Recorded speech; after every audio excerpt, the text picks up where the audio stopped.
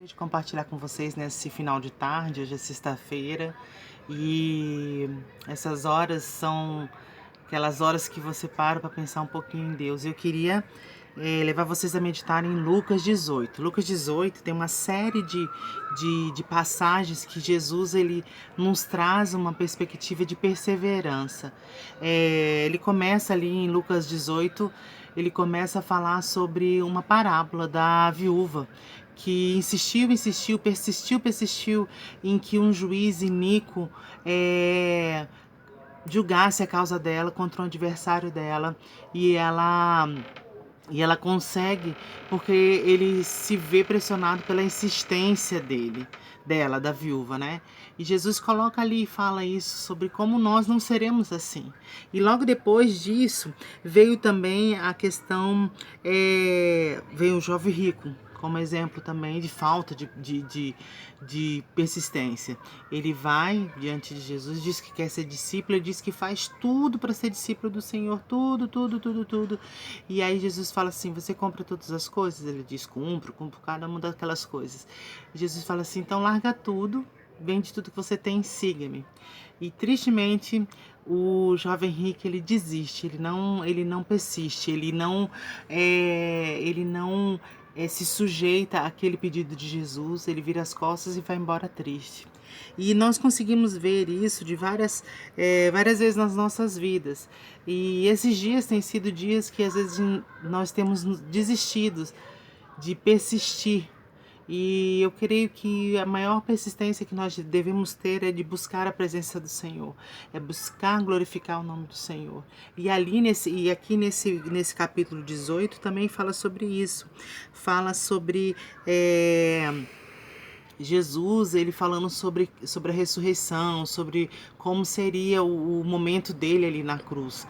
E Jesus foi o nosso maior exemplo de persistência, mesmo mediante a tão grande dor, a tão grande dificuldade que ele sabia que ele ia passar, mas Jesus ele tinha um propósito muito forte aqui, quando ele veio aqui no mundo, era glorificar o nome do Pai. Não desista. Não desista de glorificar o nome do Pai enquanto você estiver aqui. Jesus, ele não desistiu, ele pagou um preço de cruz, e nós não pagamos esse preço mais. Nós vivemos na graça, e a única coisa que muitas vezes Deus nos faz é que nós persistimos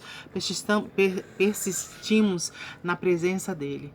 São 18 horas, e 18 horas sempre me faz lembrar quando Deus ia ter com Adão para conversar com Adão. Não desista da presença do Senhor nesse tempo. Não desista de buscar o Senhor. Persista em glorificar o nome do Pai com a tua vida.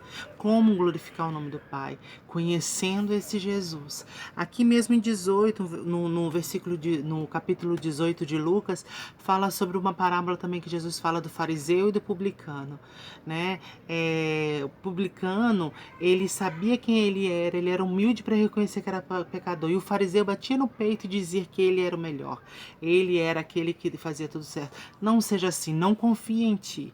Confie no Senhor, busque o Senhor nesse tempo de dificuldade, busque estar na presença do Senhor sempre, para poder glorificar o nome dele, assim como Jesus fez, porque em todo momento Jesus glorificou o nome dele. E para finalizar ali, termina com o cego de Jericó. O cego de Jericó, ele ouviu os burbúrios e viu que era Jesus, e ele começou a gritar: Jesus, filho de Davi, tenha compaixão de mim. E ele gritava, e as pessoas mandavam ele parar, mandavam ele se calar, e ele insistiu, até que Jesus olhou para ele. E é incrível aqui que fala: e ouvindo, então ele clamou: Jesus, filho de Davi, tem compaixão de mim. E os que iam na frente os repreendiam para que calasse. Ele, porém, cada vez mais gritava mais alto: Filho de Davi, tem misericórdia de mim. Então parou Jesus e mandou que lhe o trouxesse. E tendo ele chegado, perguntou-lhe: O que queres que eu te faça? Respondeu ele: Senhor, que eu torne a ver. Então Jesus lhe disse: Recupere a tua vista, e a tua fé te salvou. Imediatamente tornou a ver, seguindo-o, glorificando a Deus. Também todo o povo, vendo isso, dava glória a Deus. Dava louvores a Deus. Esse homem cumprir o propósito dele, que era glorificar o nome de Deus aqui na terra. E eu desafio vocês a meditar em Lucas 18.